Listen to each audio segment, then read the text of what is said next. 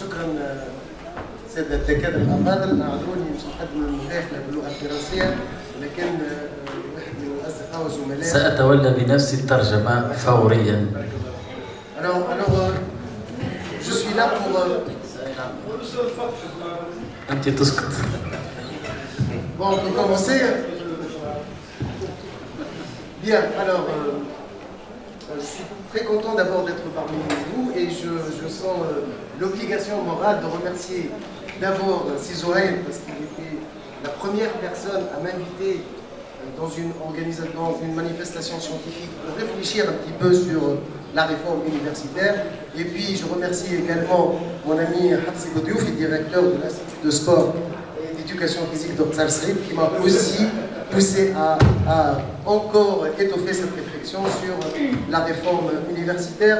Je vous propose aujourd'hui quelques éléments de réflexion. طبعا هو يشكر الأستاذ زهير بالجنات لأنه دعاه لقفصة لتقديم محاضرة فقط. على هذا الموضوع.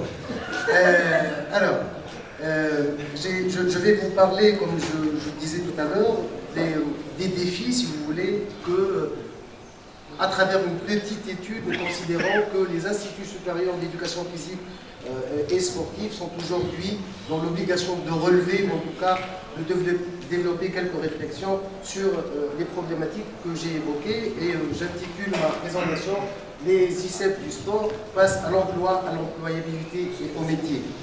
عنوان المحاضرة هو التشغيل أو المعاهد العليا للرياضة والتربية البدنية أمام التشغيلية والمهن بشكل عام. الدكتور فرج بوسلامة سيقدم لنا محاضرة تتعلق بعلاقة التكوين الذي نؤمنه في المعاهد العليا للرياضة والتربية البدنية في تونس أمام الإشكال الكبير اللي طرح منذ الأمس، وهو يطرح بطريقة أحيانا نقول يعني مبسطة. الأستاذ فرج هو متفقد تعليم متفقد تربية بدنية، وبالتالي له نظرة أخرى قد تحقق لنا إضافة نوعية ننتظرها من الأستاذ فرج. Justement, je vais commencer par préciser la position à partir de laquelle j'essaie de réfléchir sur ces questions de formation et d'emploi. D'abord, je suis inspecteur pédagogique, donc je suis parmi ces gens qui sont en contact direct avec l'enseignement de l'éducation physique, qui travaillent directement sur le terrain, qui fait principalement un travail d'évaluation et d'accompagnement pédagogique. Donc c'est déjà une position et une posture d'évaluation de par ma position professionnelle. Je suis également chercheur en doctorat en sciences de l'éducation. Je travaille sur l'altération et la genèse de l'autorité éducative dans l'école tunisienne après la Révolution. Donc c'est une problématique profondément éducative et qui essaie de traiter les problèmes de violence et d'échec scolaire sous l'angle de vue de la perte d'autorité éducative. Je fais également partie d'un réseau international et c'est pour dire que ces questionnements, ces problématiques n'ont pas une dimension uniquement locale mais également une dimension internationale et globale. Je fais partie d'un réseau qui réfléchit sur les problématiques de formation, d'éducation dans le domaine du sport. Je suis également, et ceci est le côté, si vous voulez, militantiste hein, dans mon approche. Je suis le président fondateur de l'association tunisienne Sport, Santé et Développement. Le secrétaire général, Zian Olbay, est ici présent. Nous sommes l'association qui a milité pour l'intégration du droit au sport dans la constitution tunisienne et ce droit figure dans la constitution et il est l'article 43 de la constitution tunisienne.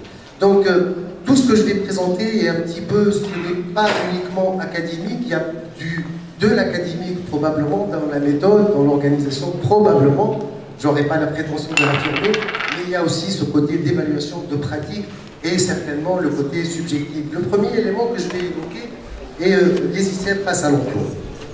Alors, je vais partir d'une affirmation, d'un constat, que vu les chiffres et les éléments que je vais présenter tout à l'heure, les ICEP, les instituts de sport, sont toujours aujourd'hui des usines à produire des chômeurs.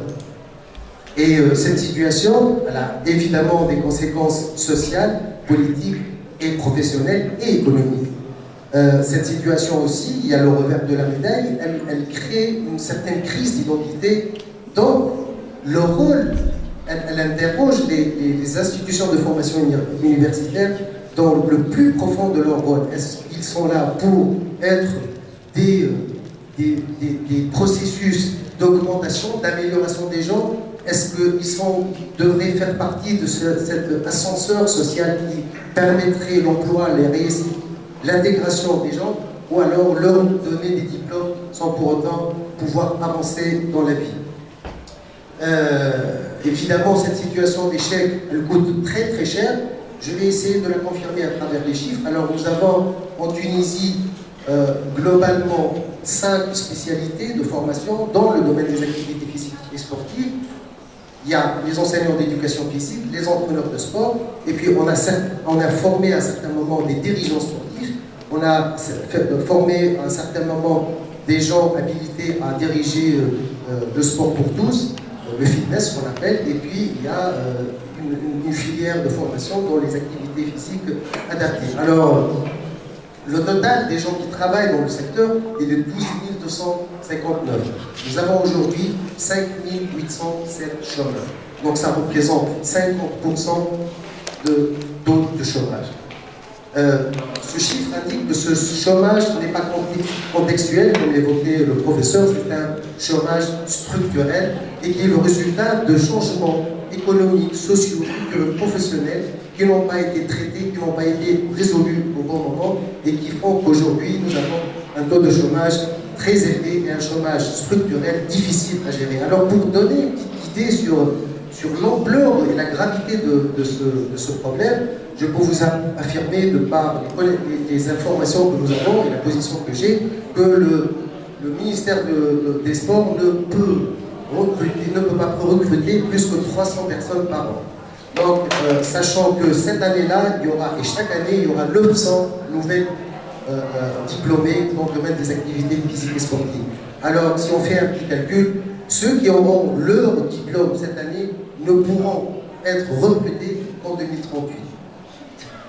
Pour certains, ils atteindront l'âge de ne plus être possible de leur recruter dans la fonction publique. Donc, le problème est vraiment, vraiment grave. Le deuxième élément est relatif à la deuxième filière principale, les professeurs de sport, parce que je dois dire et signaler que cette nouvelle tendance et ces nouvelles orientations. Alors, évidemment, nous avons besoin de sortir un petit peu des chemins tout faits dans lesquels nous nous trouvons très très à l'aise. Et puis, évidemment, si on va aller vers le changement, il y a un grand problème. Est-ce que les acteurs de l'université sont prêts à cette reconversion d'eux-mêmes, de leur savoir, de leur savoir-faire, pour essayer de contribuer à résoudre le problème du chômage et à éviter que les instituts de sport soient eux-mêmes des machines de production de chômeurs. Alors, pour conclure, les métiers du sport connaissent une profonde mutation quantitative et qualitative, porteuse d'opportunités, mais aussi de risques. Le marché de l'emploi sportif est un marché prospère à l'échelle mondiale, mais très limité sur le plan national. La régulation entre l'offre et la demande est très urgente. Le programme de formation a besoin d'une mise à jour au regard des changements que connaît l'enseignement et l'entraînement sportif pour favoriser l'employabilité. Une nouvelle politique sportive devrait tenir compte du potentiel économique du secteur sportif et des caractéristiques de l'écosystème sportif dans sa globalité. J'espère que je n'ai pas été très lent. Merci pour votre attention. شكرا